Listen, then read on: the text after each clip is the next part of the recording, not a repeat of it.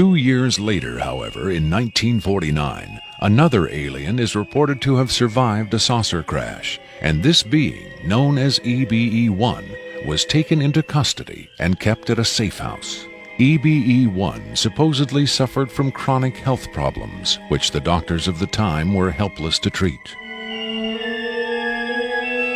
According to a controversial, possibly fraudulent briefing document dating from the Jimmy Carter administration, EBE-1 was interviewed by means of pictographs, from which it was learned that he came from the Zeta Reticuli star system. Can we eliminate one or more of these categories from discussion? The laborious process of developing a set of symbols that could be used and understood by both human and alien amounted to the creation of a new language. If such an effort was made, it represents the greatest achievement in linguistics since the deciphering of the Rosetta Stone.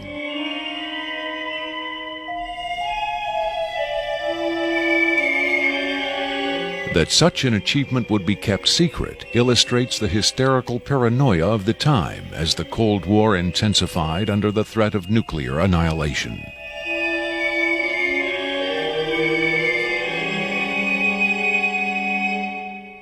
The so-called Carter-Aquarius briefing document states that EBE-1 died of unknown causes on June 18, 1952.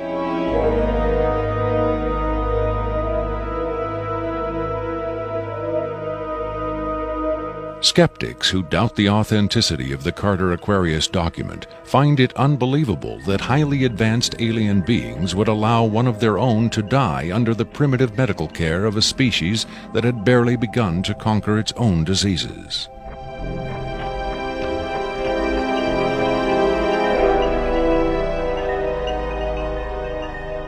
But as we will hear, there are those who claim that to the aliens, death is not a final end to be feared, but a mere transition. It was in the late 40s and early 50s that the U.S. government's policy toward UFOs was formulated. Publicly, there was Project Blue Book, which made a great show of gathering data on all the major UFO sightings, finally declaring them all to be hoaxes, mass hysteria, or swamp gas. But secretly, there may have been another policy at work. Over the years, several documents have come to light which seemingly confirm that a clandestine group, Operation Majestic 12 Group, aka MJ-12, was formed by special classified presidential order on September 24, 1947, for the express purpose of gathering information on UFOs and extraterrestrials, while at the same time keeping such information not only from unfriendly powers, but from the American public as well. If indeed Area 51 has become the nation's repository for alien technology and possibly alien visitors, then the extra-constitutional justifications for such secrecy were developed in the MJ-12 Group's planning sessions. James B. Forrestal, Secretary of Defense under President Harry Truman, is widely accused of being the mastermind behind the creation of MJ-12. Once created, Majestic may have expanded its mandate beyond what Forrestal had intended. Whatever secrets Forrestal may have known concerning flying saucers and alien visitors, that knowledge died with him when in 1949 he mysteriously plunged to his death from a window at Bethesda Naval Hospital. Though he was being treated for depression, many UFO researchers doubt that his death was a suicide and point to the sinister workings of the possibly mythical MJ-12, which in their hypothesis may have been protecting its secrecy from a man who had come to believe the people had a right to know. As late as 1989, according to Bob Lazar, the identification badges at Area 51 read MAJ for Majestic. In December 1994, a document purporting to be the Majestic 12 Group Special Operations Manual was leaked to a noted UFO researcher. It contains the following directive under the heading Isolation and Custody. EBEs will be detained by whatever means are necessary and removed to a secure location as soon as possible. There follows this disturbing amplification. Although it is preferable to maintain the physical well-being of any entity, the loss of EBE life is considered acceptable if conditions or delays to preserve that life in any way compromise the security of the operations. From the beginning of the UFO age, it seems, secrecy was always the government's prime directive.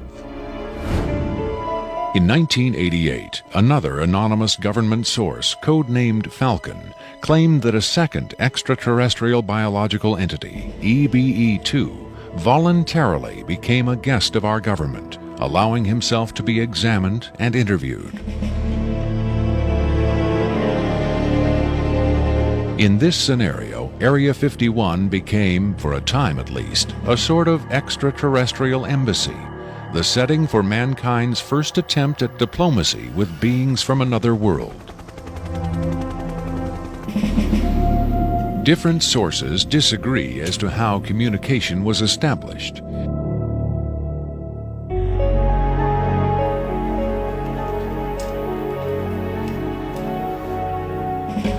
There is universal agreement that the EBEs are incapable or unwilling to speak human language. In addition to the pictographs used by EBE-1, it has been reported by Falcon that in the early 1950s, EBE-2 was fitted with some sort of artificial voice box, allowing him to speak words, and that he learned the English language very rapidly. Other sources doubt this story, however. By our kind, do you mean we Americans?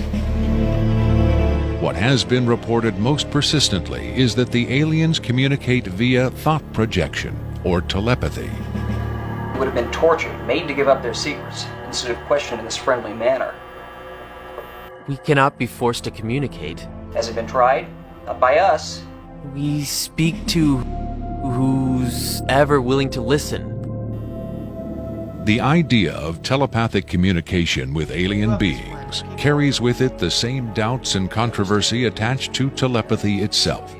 Do the practitioners of this ancient art really have the ability to read minds? Or are they crafty charlatans who simply tell the listener what he or she wants to hear?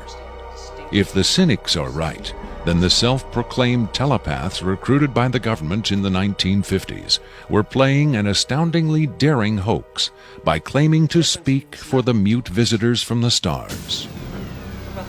Defenders of telepathy call this notion preposterous and point to the long history of government-funded research into mind reading as proof that their science has merit. In the last 4 decades, there have been persistent, often contradictory rumors and even eyewitness accounts of other alien visitors meeting secretly with military or government officials. But what about today? The Tester Corporation has recently come out with a model kit of Gray, the extraterrestrial life form, and a scale model of the so-called sport model, the UFO Bob Lazar says he studied at Area 51. This UFO kit has quickly become one of the most successful model kits in the history of the company. If the military is, in fact, conducting tests of extraterrestrial spacecraft at Area 51, then where are the alien creators of these craft? In his first TV appearance under the pseudonym Dennis, Bob Lazar was asked if there are living aliens at Area 51. Clearly nervous, he evaded the question by saying, quote, "I really want to steer away from that right now," unquote. In subsequent interviews, however, he admitted catching a glimpse of 2 scientists talking to a strange short figure with long arms. He also reported seeing several documents that seemed to contain first-hand information on alien civilizations. Lazar is skeptical of a claim made by Falcon that a group of EBEs have been given complete control of a separate base within Dreamland, but he does admit having read a report of a tragic misunderstanding between military personnel and alien beings in the late 70s. Lazar states that it had to do with bullets the MPs were carrying, and that the bullets might explode, possibly due to a field the aliens had generated in that area.